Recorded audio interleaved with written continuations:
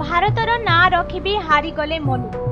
ଅଲିମ୍ପିକରେ 2ଟି medal ଜିତି ମଧ୍ୟ କିଛି ଲାଭ ହେଲା ନାହିଁ।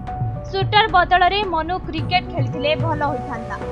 ଏପରି କହିଲେ ଅଲିମ୍ପିକ ଖେଳାଳି ମନୁ ଭାକରଙ୍କ ବାପା।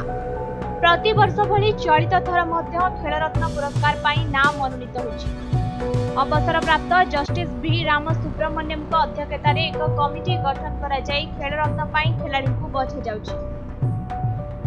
ଚଳିତ ଥର ହକି ଖେଳର ଅଧିନାୟକ ହରମନପ୍ରୀତ ସିଂ ଏବଂ ପାରା ଆଥଲେଟ୍ ପ୍ରବୀଣ କୁମାରଙ୍କ ନାଁ ଖେଳରତ୍ନ ପାଇଁ ସୁପାରିଶ ହୋଇଛି। ମାତ୍ର ଏଥିରେ ଅଲିମ୍ପିକ ଖେଳାଳି ମନୁ ଭାକରଙ୍କ ନାଁ କେଉଁଠାରେ ଦେଖିବାକୁ ମିଳୁନାହିଁ। ଏହା ନେଇ ତାଙ୍କ ପିତା ରାମକିଶନ ଭାକର କ୍ଷୋଭ ପ୍ରକାଶ କରିଛନ୍ତି। ସେ କହିଛନ୍ତି କି ଯଦି ମୁଁ ଝିଅକୁ ସୁଟର ବଦଳରେ ଗୋଟେ ଭଲ କ୍ରିକେଟର କରାଇଥାନ୍ତି ଭଲ ହୋଇଥାନ୍ତା।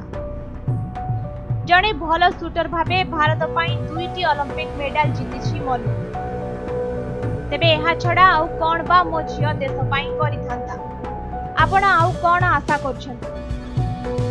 ଏପରି କିଛି କହି ମନୁଙ୍କ ବାପା ଦୁଃଖ ପ୍ରକାଶ କରିଛନ୍ତି।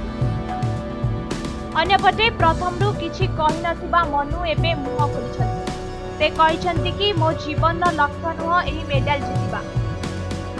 ମାତ୍ର ଖେଳରତ୍ନ ପୁରସ୍କାର ମୋତେ ଆଗକୁ ବଢିବା ପାଇଁ ପ୍ରେରଣା ଯୋଗାଇବ। ତେବେ ମୁଁ ଆଗ ଭଳି ଏବେ ବି ଦେଶ ପାଇଁ ଖେଳିବି ଓ ଦେଶର ନାମକୁ ଉଚ୍ଚକୁ ନେଇଯିବି। ସୂଚନାଯୋଗ୍ୟ ଯେ ଦ୍ରୁତତମ ବୋଲର ମହମ୍ମଦ ସାମି ନିଜ ତରଫରୁ ଅର୍ଜୁନ ପୁରସ୍କାର ପାଇଁ ଆବେଦନ କରିନଥିଲେ। ମାତ୍ର ତାଙ୍କର କମାଲ ବୋଲିଂ ଦେଖି ଏହି ପୁରସ୍କାର ପାଇଁ ବିସିସିଆଇ ତାଙ୍କ ନାଁ ରେକମେଣ୍ଡ କରିଥିଲା। ଫଳରେ ତାଙ୍କୁ ଅର୍ଜୁନ ପୁରସ୍କାର ମିଳିଥିଲା। ତେବେ ଏପରି ମନୁଙ୍କ ପାଇଁ କାହିଁକି କରାଯାଉ ନାହିଁ ବୋଲି ପ୍ରଶ୍ନ ଉଠିଛି।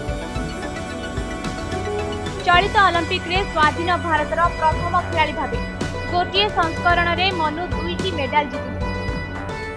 ପ୍ରଥମେ 10 ମିଟର ଏୟାର ରାଇଫଲରେ ବ୍ରୋଞ୍ଜ ଓ ପରେ 25 ମିଟର ମିକ୍ସଡ ଇଭେଣ୍ଟରେ ମଧ୍ୟ ବ୍ରୋଞ୍ଜ ପଦକ ହାସଲ କରିଥିଲେ। ଏପରି କରିବାରେ ପ୍ରଥମ ଭାରତୀୟ ଭାବେ ସେ ଇତିହାସ ରଚନା କରିଥିଲେ। ଅନ୍ୟପଟେ ଦେଶର ସର୍ବୋଚ୍ଚ ଖେଳ ସମ୍ମାନରେ ତାଙ୍କ ନାମ ସାମିଲ ନଥିବାରୁ ଅନେକ ପ୍ରଶ୍ନ ସୃଷ୍ଟି ହୋଇଛି।